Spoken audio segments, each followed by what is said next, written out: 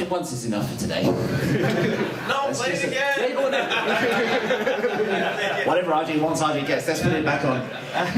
No, I mean, that's fantastic, and obviously we're not sure when Zach's coming out. Is it later this year? He might be coming out with a full film, so we look forward to that one. Well, we're running a little ahead of schedule, but that's great because our next guest is David Pleasance, so we've got David Pleasance here. Hello. There you go. Let's put a round of applause.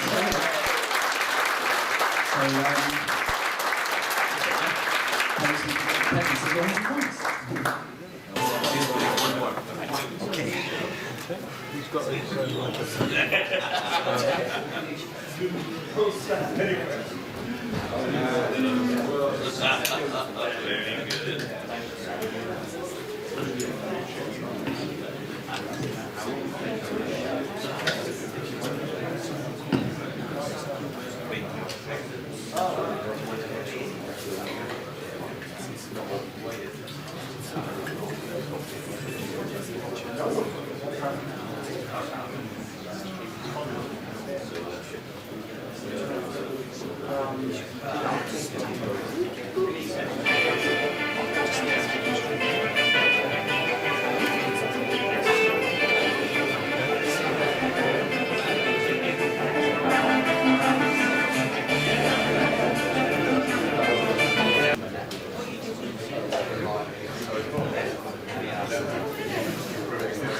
Well, finally, folks, thanks for your patience.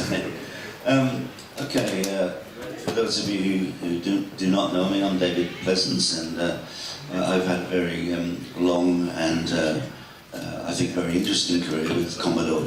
The purpose of my talk today is to basically to tell you a little bit about my background with the company, because having been there for 12 years and I've had very, very different roles within the company, I want to give you that overview of what I've actually done, which I think then will answer some of the questions that I'm sure you're going to be asking later. I then want to take you through the management buyout, what happened and why it failed. So because there's so many people who ask, you know, what happened, so I want to take you through all of that. And then I want to tell you basically what our plans were had we been successful with the management buyout. And then after I've finished all of that, then obviously I'll open up for questions, and hopefully I'll have answered most of the questions. But please to invite any questions that come up. Now, before I start, whilst this is actually about myself, in the main, I have to point out that I had a team of people who worked with me who were absolutely sensational.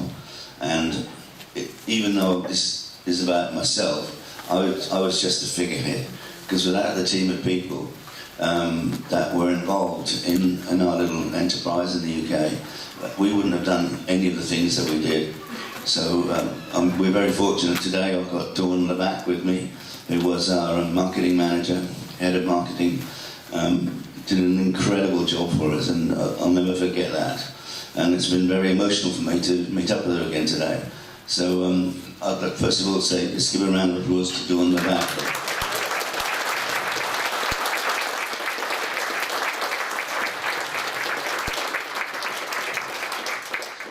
Okay, let's move on. Okay, I joined Commodore CBM UK Limited in 1983.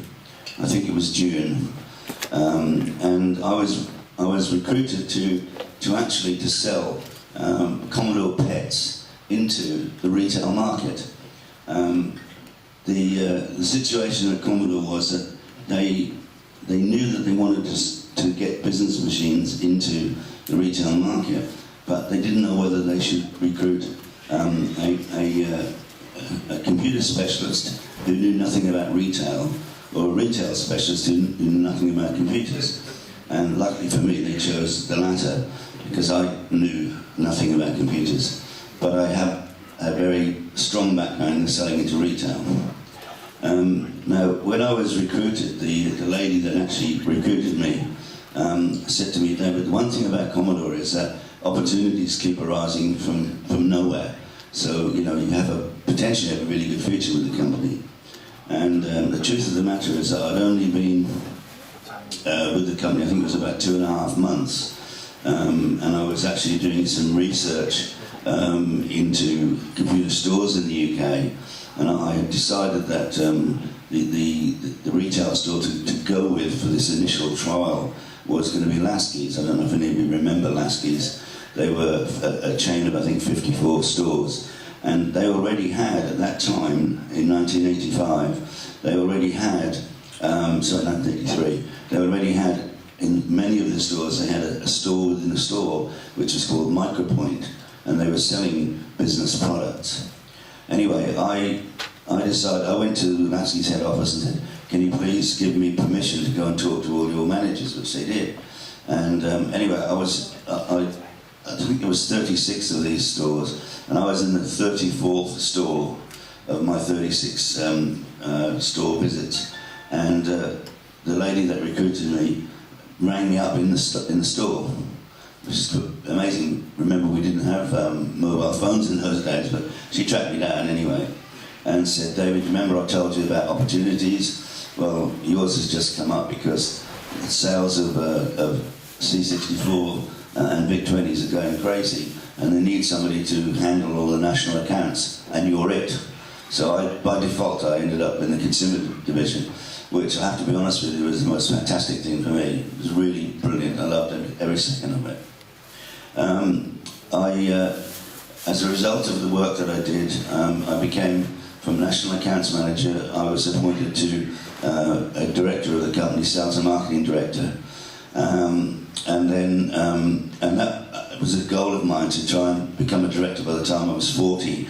And whilst they didn't announce it until the January, my birthday is December the 28th, they told me that I was going to become a director on the 1st of January. And obviously I made that.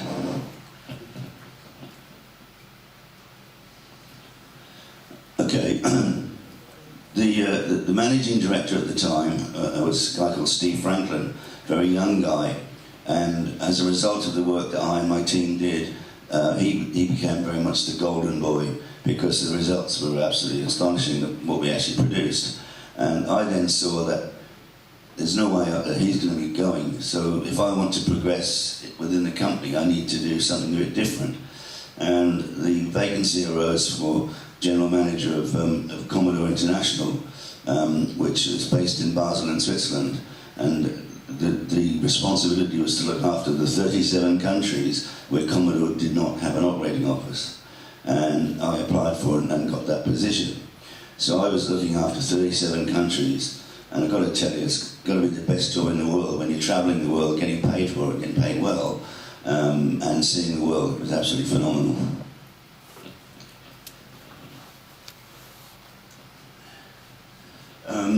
And then I'd always been on to Mediali about why we were not doing any business in the States, because it seemed ridiculous that we're a company listed on Wall Street, that our consumer business in America was zip. We absolutely had nothing. So eventually he said, all right, I'm conceding to your wishes, you're off to the States. And I was appointed Vice President, Consumer Products for Commodore Inc., based in Westchester. And that's where I met people like RJ and Dave Haney and people like that.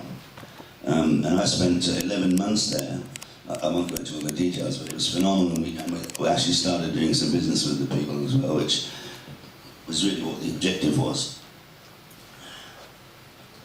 And then I got a phone call from Mediali, said to me, get your ass into the UK office today. And not mincing his words, he said, I don't care what you say, you are now running the UK, because the company is financially in trouble. The UK is a rock, it's a solid business, you built it, you now run it. Now I would not accept the position of managing director on a solo basis, because I'm not really a financial person, I'm a sales and marketing guy, and even though I can read a spreadsheet and all those things, I did not want that responsibility.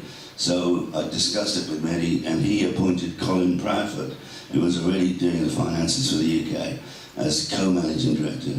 And I have to tell you that it was a brilliant team. Because Colin is one of the most intelligent people I've ever met, and a really nice person, and 100% honest. And that's quite rare within Commodore, to tell you. Now, one of the things that actually got me my career kick-started was when Steve Franklin first came into as MD of the UK, and for 2 weeks he was there. He never even spoke to me, not one word. He brought in a whole lot of people selling business computers from his previous company, got rid of all the PC guys that we already had, and put his own people in.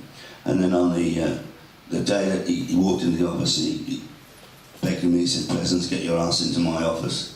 He sat me down and he said, "I just want to say this to you." He said, "If I knew anybody at all who understood your side of the business, you wouldn't be here today."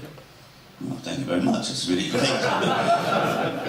and he said, "No," he said, "I don't know, anything about you at all." He said, "But I've been brought into this company to change the whole ethos of the company. And as you can see, I've brought in a whole lot of my own people, but I guess I'm stuck with you." And he said, "So from now on, these are my rules." And he reeled off a whole lot of, rules about ethics and all this sort of stuff. And when it finished, I said, "Okay, Steve," I said, "I've got no problem with any of that." I said, "But I'll make a deal with you." And he said, "You're in no position to make a deal with me." And I said, "Just hear me out." I said, "I'll make you a proposition.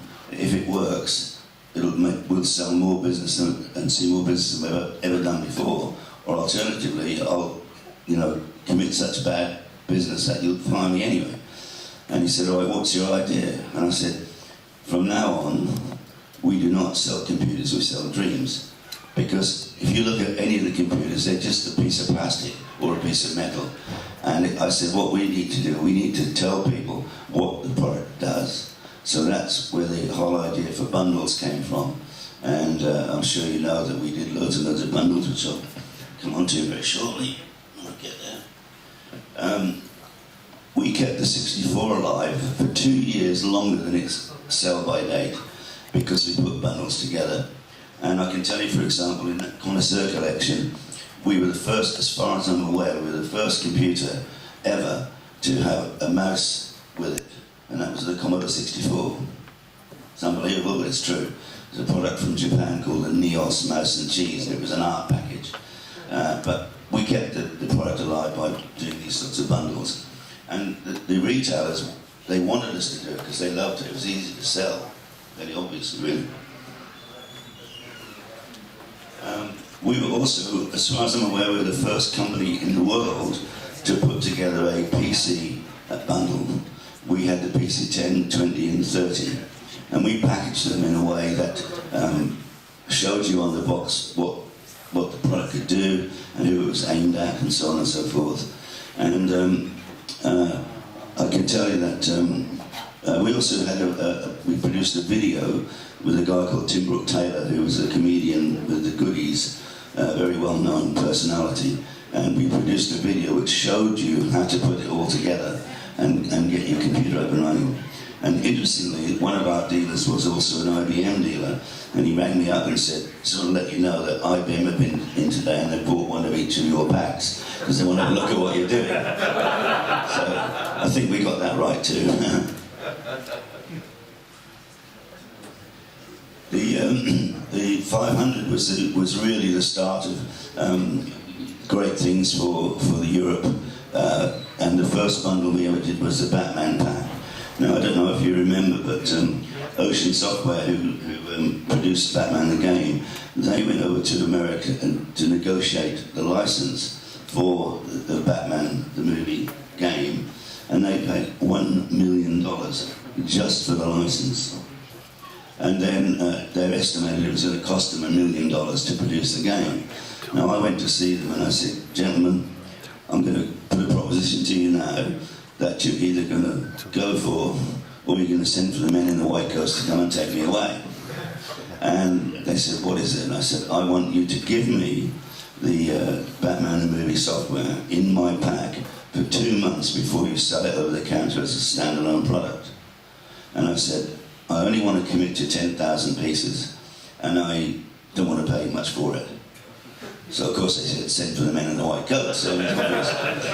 They said to me, David, we have two major concerns. They said, with the amount of money that we're investing, they said, we know that the dealer's going to be really pissed off at you if we let you have this on its own before they can get hold of it. And they said, the other thing we're worried about is that we think it might affect our sales forecast, and with that much money invested, we've got to make sure we make sales.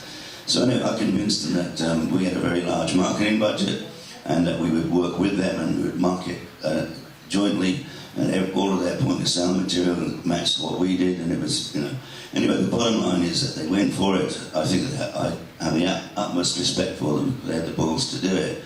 But yes, their dealers were a bit annoyed for about 2 days, but when they started selling a £400 product vis-a-vis a £40 product, it didn't take long for them to forgive us. And then I didn't take 10,000 pieces. I ended up taking 186,000 pieces, because that's how many machines we sold in 12 weeks over Christmas. 186,000. Incredible. I mean, nobody could ever have dreamt that. But it just proved that the idea works. I was one of them. Well, thank you. And we appreciated it. And obviously we did lots of different bundles. In fact, we tended to do 2 bundles a year. And to be honest with you, the retailers insisted upon it because it worked for them. And then we had the 1200, and we did the same idea again with different packs. We even teamed up with Comic Relief. I have to be honest with you, that was not one of mine. I'd gone to Switzerland by the time that one came out. But by teaming up with Comic Relief, it was well advertised on television. Again, a hugely successful package. We don't sell computers, we sell dreams. Okay, in the CD32 launch, I was very fortunate to be given the responsibility to launch the CD32. Now, again, to be honest with you, the only reason why the launch was brought into September instead of being sort of halfway through the following year is because the company was in such dire financial straits. They needed to get sales.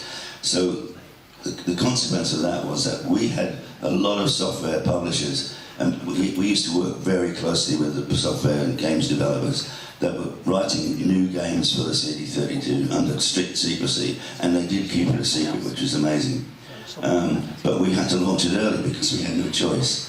So the truth of the matter is that the games that we actually made available were ports from the 1200. They weren't CD32 specific. Nothing we could do about it. It's one of those things. Now, we did the launch again. I'm going to refer back to Dawn Levac. She organised us that we took the Science Museum and did a launch in the Science Museum, which I think was extremely appropriate, very, very successful. Now, I'm sure everybody knows the person on the right. That's Chris Evans, and this again shows, you know, my admiration for Dawn, because Dawn arranged for Chris Evans to be the star presenter at the CD32 launch, and talk about being, you know, the foresight to see that. As you probably know, he is now most likely to be the most popular and well-known presenter in the world. Now he's going to be presenting Top Gear. So, boy, did Dawn get that right. It's brilliant.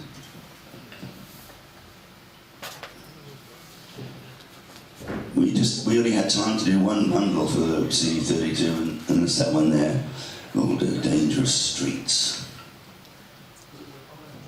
Now, what most people don't know is that about 4 weeks before the launch of the CD32, Tom Kalinske, who was the president of Sega worldwide, was interviewed in a PC magazine, and the interviewer said to him, "What about 32-bit technology, 32-bit games?" And Tom Kalinske said, "No, can't be done. If anybody could do it, it would be us, and we have not got one." And that went to print. And I think, thank you, God, there is a God. So needless to say, when we launched the machine, nobody knew. I mean, I can tell you it was an absolute secret.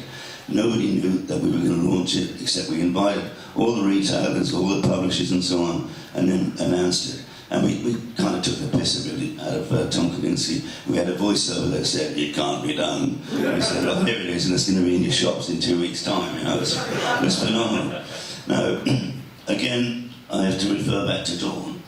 I don't know if you remember Sega's advertising, because they were our biggest competitor. Sega's advertising always used to be this good takes ages, and then they spin the word around, to be this good takes Sega. Well, we decided we'd give them a bit of a run for their money.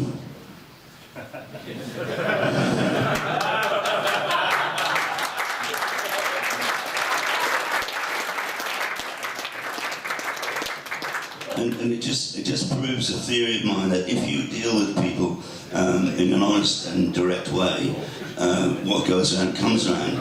Because we got a phone call from this guy who had all these major poster sites throughout the UK, and he rang up and he said, have I got a deal for you? He said, "I've got 3 96-sheet poster sites, all in central London," and he said, "Somebody booked them, paid half the money, and then they just pulled out. So if you want them, you can have them for the other half that they owe us," which is a great deal. And he said, "Oh, by the way, one of them's right outside Sega's head office." Pretty hard to ignore that. So we did that, and I have to say that a few days after this was published, we had the industry dinner. We always had an industry dinner, in I think it was usually the Grosvenor, and I think Commodore, we had about 3 tables there.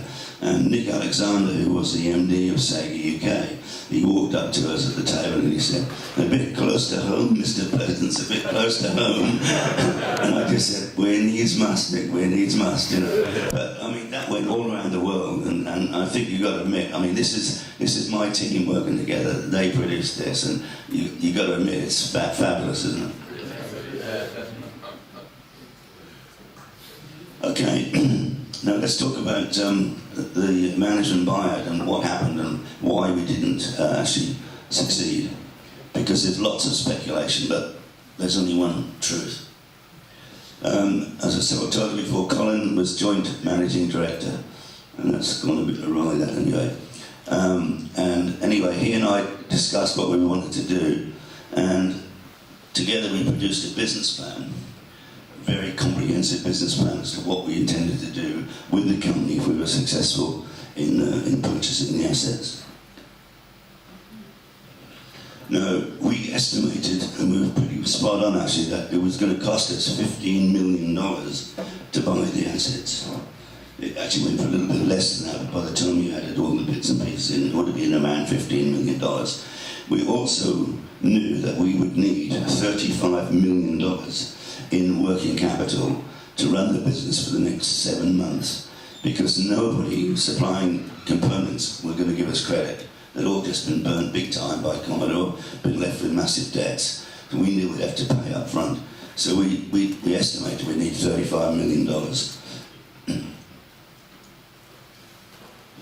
Once we'd done the business plan, we went to Coopers & Lybrand, who are renowned for their ability to get management buyouts up and running, and they have a specialist investors that they can call on.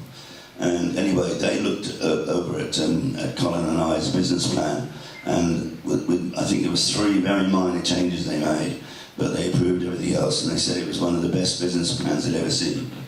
So, you know, applause to Colin Pride really for that. Now, they contacted many of their investors, and they pulled together a consortium, mostly high wealth individuals who wanted to invest. And we were also approached by a Chinese manufacturing company called New Star Electronics, who at that moment in time, and had been for several years, they used to rip off Sega and Nintendo products and sell them into China without any license or paying any royalties. But the Chinese government had said to them, "You've got to get legal, because, you know, we're, as a nation, we are getting stronger and we need to be seen to be, you know, being legal." So they came to us and they wanted to get involved. And frankly, we thought that was a great idea, because having a manufacturing facility that was 50% shareholder in your company is going to be, you know, pretty damn good. So they committed to 25 million of the $50 million.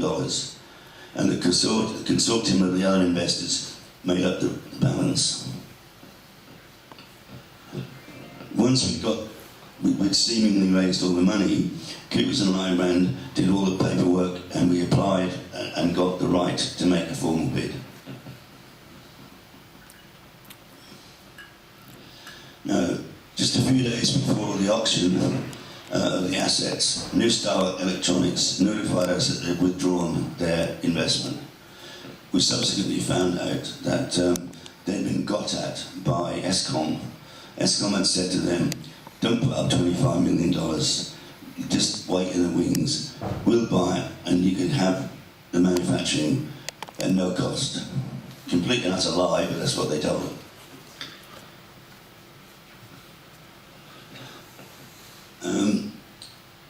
Clearly, Eskom and what they did with Amiga, which was virtually zero, they never had any intention whatsoever of doing anything with the Amiga, we believe, and I think it's subsequently been verified. So it became clear that without that $25 million that we needed from New Star Electronics, we had to tell all the other investors and say, we can't buy this, because if we haven't got 50 million, we're not going to last. You're going to lose all your money. We had to do it. No choice.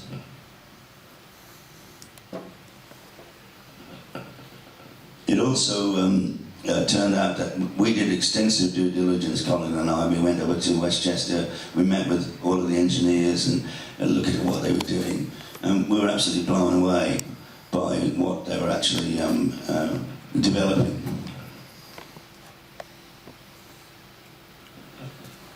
As you're probably aware, CBM was by far the most profitable business in the whole group. And 18 months later, after the bankruptcy of the parent company, was when we actually declared bankruptcy, because we used to buy all the stock from every other company as they went under. We bought their stock and we continued trading, and we kept the name alive. The other thing that people don't know is that because we were a very profitable company, and the way that we managed the business, at that moment in time, we had accrued £6 million worth of tax credits, which meant that we could, whoever had CBM UK, could make a shed load of money and not pay any tax on it for a long time. We went to Eskom and said, we think you should buy us because it's a profitable business, and so on and so forth. Plus, if you trade through us, you got all these tax credits. And anyway, in their infinite wisdom, they said no.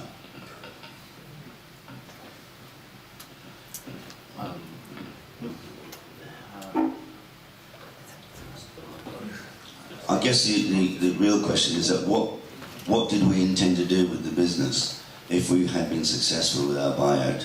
And to be honest with you, as we were cheated out of it, it was a really very difficult time for us because we were that close. But hey, that's life. So anyway, what were we going to do with the business? Well, our business plan, first of all, we decided that we believed that there was immense value in the brand names. So, for example, with CBM, Commodore Business Machines, I don't know what's happened to that slide, but anyway, you get the idea. What we wanted to do there is that we wanted to license the name CBM to manufacturers of PCs and any other business products, and let them manufacture. We'd probably give them a specification, so to speak, and we would appoint a team of quality control people to make sure that anything that came out with CBM on it was up to scratch and did the job. So by licensing it, that would mean that we would have royalties coming in without any major investment on our part.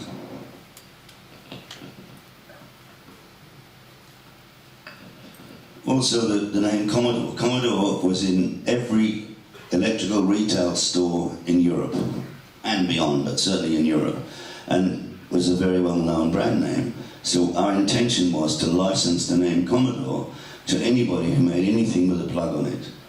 Toasters, kettles, didn't matter, because the name is so well known and accepted by the consumers.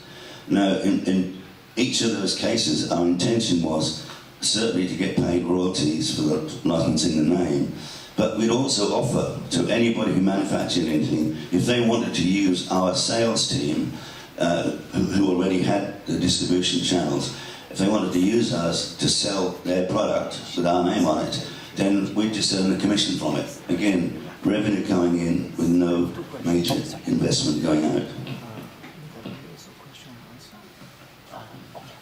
Again, the Amiga name, we believe that Amiga was, well, we know, everybody knows it was an incredible name, and the number of times that we kept being asked for things like clothing.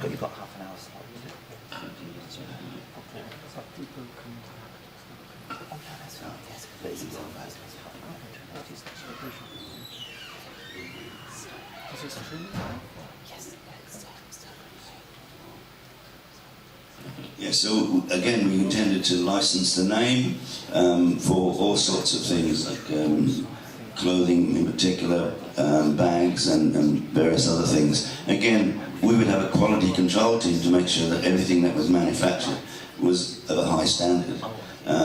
But we were not responsible for the manufacturing, we're not responsible for the inventory, we just collect royalty, and at the same time, if they wanted us to sell their products for a commission, we would do that. So that would give us a revenue stream on an ongoing basis with very little outlay.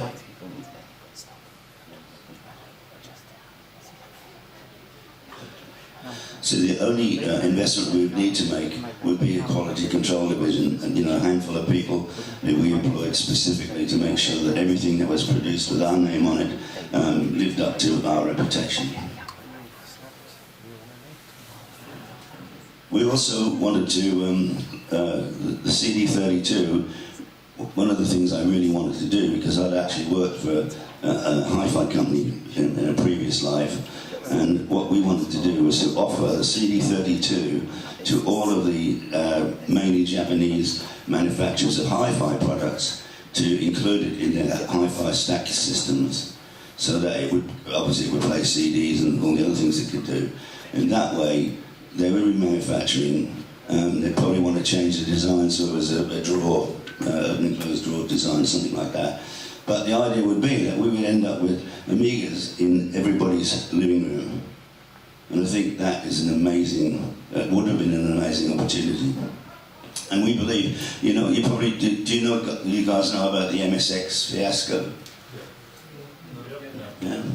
Well, MSX was a concept that the Japanese put together, and they wanted to all produce a home computer which would have exactly the same specifications, and whether it had Toshiba or Pioneer or whatever name on it, it would all be able to run the same software.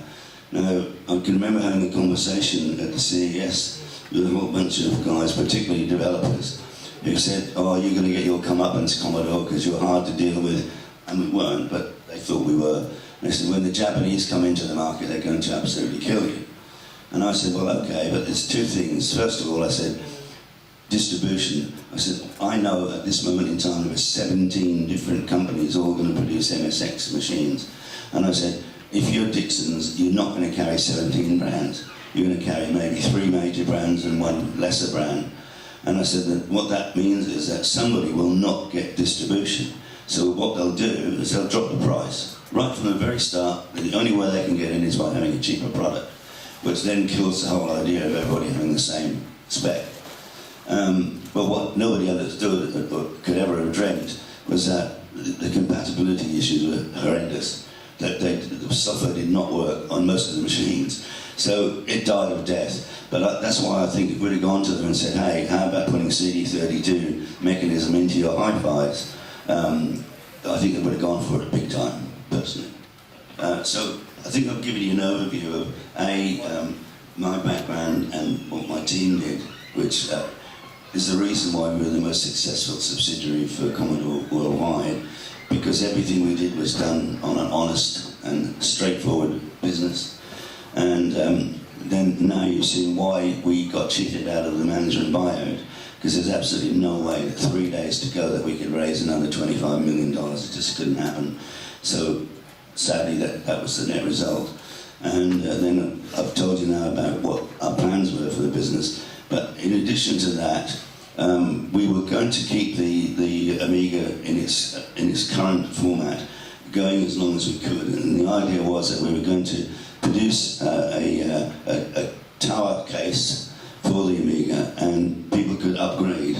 They could go in, maybe they had started off with a 500 or whatever, they could take it into their dealers, get the PCB changed over for a more up-to-date spec, and therefore extend the life and the workability of the Amiga.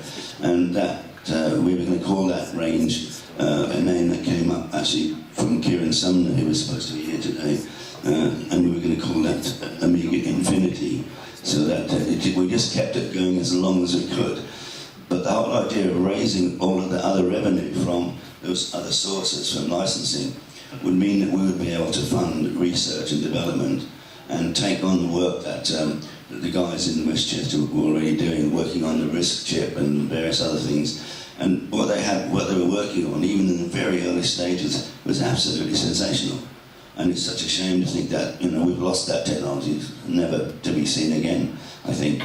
But anyway, I think you get an idea now of what we wanted to do, and I believe, and I think most people do believe, that with that strategy, we would have been much more successful than Commodore has been over the years.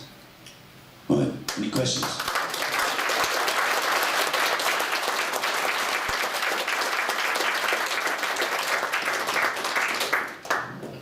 Do you still own any Commodore products?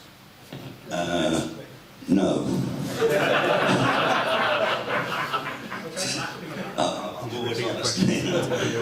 No, I don't. I think the situation after Commodore's demise, I've lived and worked all over the world in different places. I've moved so many times, and it just comes a point in time when you just say, I can't carry this stuff anymore, you know. Okay. I've just been told off. I need to repeat the question. So the question was, do I still have any Commodore equipment? And the answer is no, I don't. Okay. Any other questions? I'm sure there must be. David, congratulations on getting through that after last night. 4 o'clock. He and I were the last ones up 4 o'clock. So you're very welcome. Well, I'm an old hand. and we're probably the oldest ones in the room anyway. Yeah, so my question is, and you know, I've asked it before, us Amigans have a particular fondness for Medi Ali. Can you tell us anything about Medi Ali? Thank you. Okay. Well, at the risk of being sued big time, well, it's not.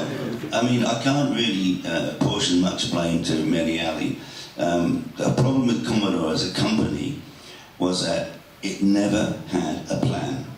From day one, it never had a plan. It used to stumble from one crisis to the next.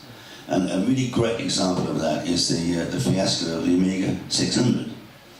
I went to Medi Ali and I said, Medi, we've kept the 64 going now for 2 years beyond its real sell-by date because we've been smart about how we market it, but it's got to go. What we need is a low-cost, £199 price point Amiga. Something that people can buy, and it's a very basic machine, and you add to it as and when you could afford to. And so the idea was that we would have this Amiga 300, which, when you think of the number 300, it means it's less than the 500. We all went to a meeting in Frankfurt, we told them what we wanted, and the next thing you know, we get delivered an Amiga 600, which was much less specified than the 500. It cost more to make. It had an internal hard drive, which we'd said we don't want that to start with. And because it cost more to make, they wanted to charge more for it. And if you actually have a look at all the early versions of the 600, the motherboard says A300 on it. So there's an example of how, you know, you tell a company what you want, and then they produce something completely and utterly different. And of course what that did was, because it was a 600, people thought it was a better machine, they stopped buying the 500, understandably. And then, so what do we do next? We bring out the A500 Plus as some means of sort of trying to, you know, indemnify what had happened before. Ridiculous. So those are the kind of things that Commodore, as a company, never had a plan. They didn't understand the market, they didn't know what they were doing. And I mean, I'll give you another really good example. Medial used to hire people according to their CVs. And he hired a guy in Bill Sidness, who was head of engineering. And what did he do? And I was absolutely shocked. When I first went into Westchester in January of 92, sorry. I was absolutely shocked because there were 7 Amiga engineers and there were 40 PC engineers that he had recruited. He brought them in from his own company, his previous company. Absolute nonsense. You can't justify that. It doesn't make any sense whatsoever. And another good example, he recruited a guy, head of manufacturing, who decided that we should have, our plant should be in the Philippines. Now, it's 7 weeks by sea to get products to Europe. We had no business in the Far East. I'm not saying we had little, we had no business in the Far East. We weren't selling it anywhere in the Far East. So why on earth would you want to manufacture there? You know, it just didn't make any sense at all. Subsequently turns out that this gentleman, he was working in the Philippines for his previous company. He had a mistress there. So I rest my case. These are things that happened, you know, and they say, why did Commodore, you know, not make any money? Just go figure. Don't make any sense. Another great example, right? I went to Mehdi Ali and I said, Mehdi, you are wasting a fortune. What do you mean? I said, well, you know, we get 5% marketing allowance. We were a £100 million a year company, so we had £5 million to spend on advertising and promotion, however we wanted to do it. And he gave maybe 2 million to France and 1.5 million to Netherlands and la-di-la-di-la, and they all spent it differently. I said to him, Mehdi, I went to Malaga on holiday recently. As I drove up to Heathrow, there's a big sign with Sony and a message. And when I landed in Malaga, the same sign, but in Spanish, was there from Sony. It said, that's worldwide recognition, and we don't do it. Why don't we do it? Anyway, eventually he rang me up and he said, oh, I've just granted you your wish. What's that? He said, I've just appointed a guy in charge of international marketing, and he's got 2 guys. One is a business computer specialist, and the other one is a retail consumer specialist. Now, the first thing that they did was they took their own offices in central London at massive expense, didn't come and use our offices, which there was room for them.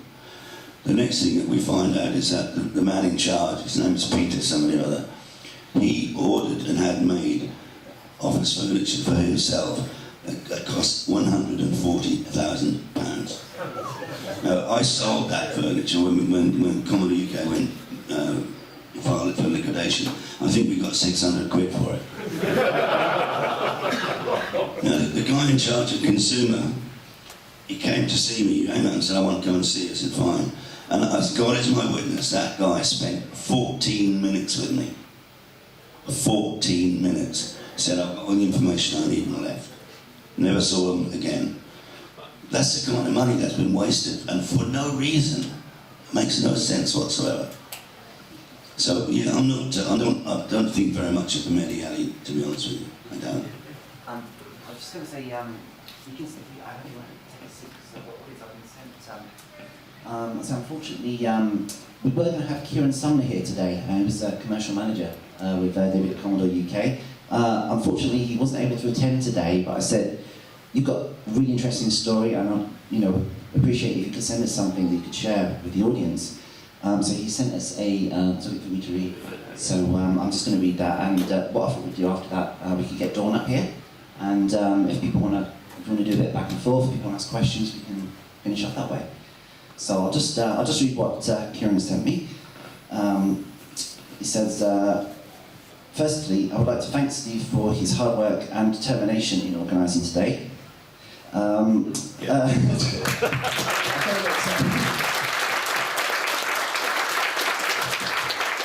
Thank you very much. I feel like I'm patting myself on the back reading that, but this is Kieran's word, it's not mine. Secondly, I would like to apologise to him and to all of you gathered for not making an appearance. Unfortunately, I've just started a new job after being out of work for a year, and unfortunately nobody wants us old codgers anymore. And while you're enjoying your day, think of me as I stand selling cars in sunny Oxford. So to my story, or at least the history of Amiga in the UK according to Kieran. I joined Commodore almost exactly 30 years this year to help launch the Amiga 1000. Of course, this product was probably the most powerful desktop computer to hit the retail market up to this point and should have been an immediate success. However, the price point and the fact that the only software that was available was really the bundled electronic arts products of Deluxe Paint, Deluxe Music and Deluxe Print made it challenging to say the least. Add to this that there were no hard drives and only one 3.5-inch floppy drive, so even if the end user was content to produce artistic masterpieces, like I did at the time, they would ultimately end up totally frustrated when they could not save their works of art. Days on the road, calling on dealer after dealer, trying to find a working phone box, because of course this was before the days of the mobile phone, and trying to remain passionate despite the constant rejections was another major challenge, but one we faced and overcame because we all believed in our baby. Amiga at this point in its development was a platform without a solution. Yes, it had an amazing graphics and could handle multitasking, created sensational music and had a WIMP operation system years before Microsoft managed to bring Windows to the market. But without the software and without the magic mass market price point, the Amiga was going nowhere. However, persistence paid off, and soon the constant discussions with and support of the software community started to pay dividends. But where the productivity software developers would not commit to port their software over to the Amiga, the video games and niche software sectors saw its potential and started to take advantage of its power. With the launch of the Amiga 500 at a critical retail price point, and with the Commodore UK convincing video game houses such as Ocean, Gremlin, Team 17 and Psygnosis that far from detracting from their retail sales, by including their games in an Amiga bundle, they would gain increased sales, which it did. The rise of the Amiga as the UK's #1 gaming computer was secured. The video games and home computing sector at this stage was great fun to be involved with, and especially at Commodore. We worked our butts off, but we also partied hard. I think that's a good philosophy, don't you? Commodore continued with its development team based in Westchester to enhance the platforms and products, bringing the Amiga 1200, 1200 HD, Amiga 2000, Amiga 4000 to the market. The video game software development community, which seemed to be almost exclusively based in the UK, churned out better and better titles to take advantage of the improvements in the Amiga and other technologies which were emerging, including hard disks, you might laugh, and CD-ROMs. The latter gave birth to the Amiga CD32, which I was heavily involved with, talking to the software developers to convince them that the CD32 was a viable platform and to use the amazing, at the time, additional storage space to create enhanced versions of their titles, not simply ports. We were successful in this and had almost unanimous support of the industry, who produced 150 titles on the new CD format. Whilst all this was going on, we were also involved in other groundbreaking developments, including video CDs using the new MPEG-1 format, convincing record companies to produce a limited number of titles, including Bon Jovi, Queen and several others. However, this was always going to be a difficult market with the poor picture quality and pixelization of moving images due to the limitations of MPEG-1. Due to this, VHS had a stay of execution for another couple of years, and Commodore led the way, demonstrating the technology at exhibitions to the amazement of the public. In the background, although Amiga was still a major force, dark forces were at play in the form of a cigar-smoking American with the initials M.A. Any ideas who they could be talking about? M.A.? Any ideas, Dan? Midget arse. Must be him. What was that to? Whose answer to anything he did not like was, "That horseshit, Kieran, that's sociology." Don't ask me. Commodore's very own Darth Vader wanted Commodore to be another compact, a major force in the PC market, but of course Commodore, although having a business pedigree and user base from the PET days, did not have the manufacturing capability of all the infrastructure, so it was a non-starter, and despite telling Darth Vader, aka Mr. M.A., on a number of occasions he would not listen. Commodore started to suffer from a captain at the helm who had a different vision from the crew. The crew knew that after having successfully transitioned from the business computing market after PET and securing a position as a key player in the video games and home computing market, it would almost be impossible to do a successful U-turn with the likes of IBM, Compaq, Dell, Gateway and others, now filling the void left by Commodore and the PET. So despite the protestations from the rank and file, the captain continued his futile attempts to establish Commodore as a major force in the PC market, which ultimately led to the company filing for Chapter 11 in the New York courts, which gave the company protection from its creditors and breathing space to restructure. All this time, Darth Vader was making frequent trips to the UK office in Maidenhead, flying Concorde, staying at Claridge's, and having his limo wait outside all day with the engine running, presumably so he could make a quick getaway. Commodore UK continued to battle the dark forces and worked with organisations across Europe to develop new products, including an Amiga Tower, which would support the 1200 motherboard and be fully expandable and have the ability to add additional processors, including the Motorola 68030. It was a stunning design for which I have the designs still in my filing cabinet and which have sold by the thousand.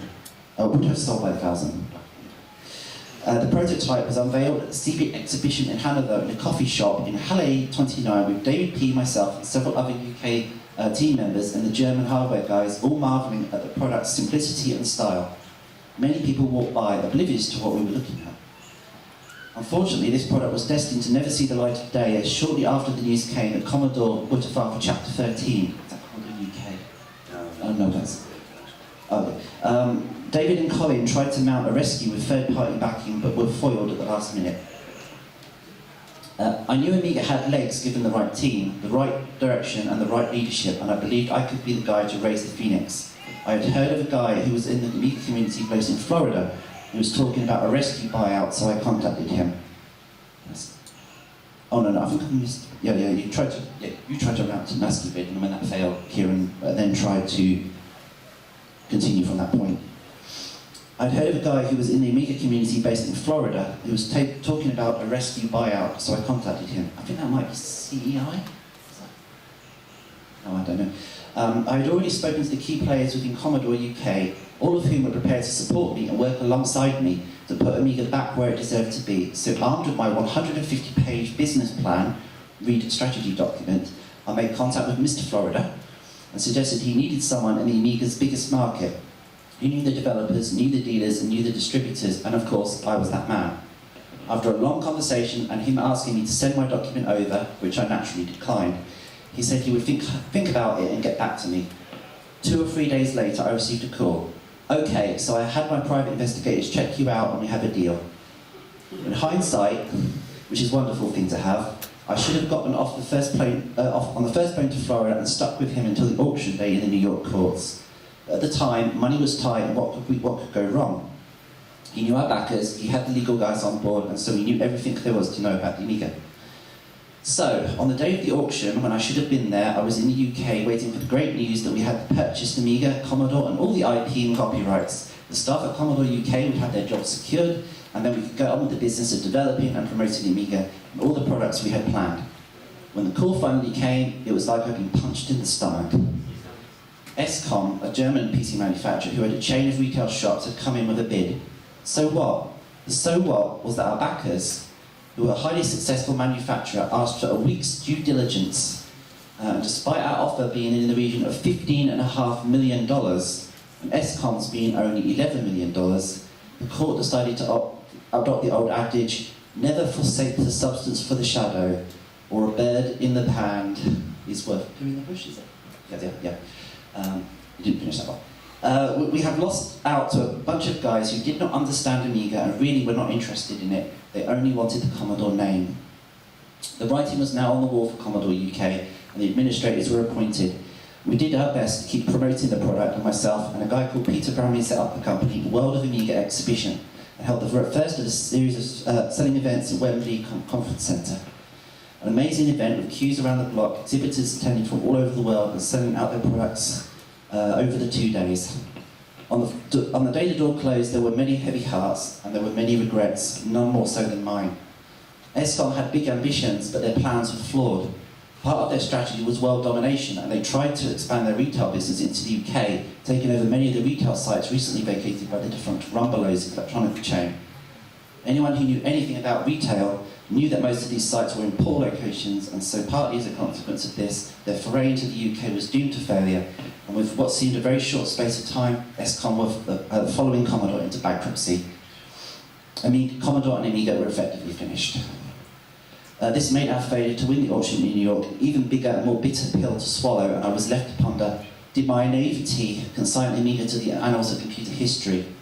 If we had saved the company, would Amiga still be around as a retail power brand today? Would Amiga have been able to compete with the Xbox and PlayStation? Of course, I sometimes still ponder and wonder, what if? But I don't beat myself up too much.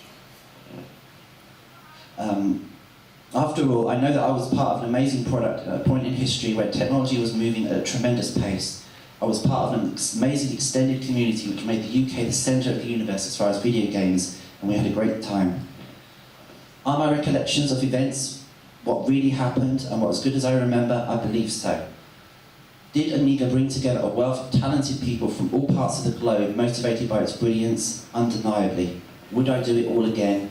Definitely. Would I do it differently? Probably. Do I regret being involved? Never. I think of Amiga as a star that shone brightly for a short space of time. For just 10 years, it illuminated the sky, lighting up the lives of many countless gamers, musicians, and graphic artists. It set a goal, gave meaning, stretched imaginations. It quite simply took your breath away with its style and capabilities and left others in its shadow, wishing they could shine as brightly.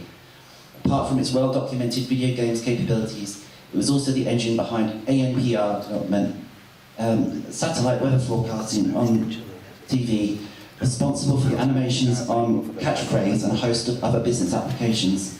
But then, like those bright stars, it shone and then it was gone, leaving a void in the hearts and minds of countless fans around the globe, never to be totally or adequately filled. So please enjoy the rest of your evening, and may I take the liberty of asking you to raise your glasses in a toast to Amiga and absent friends.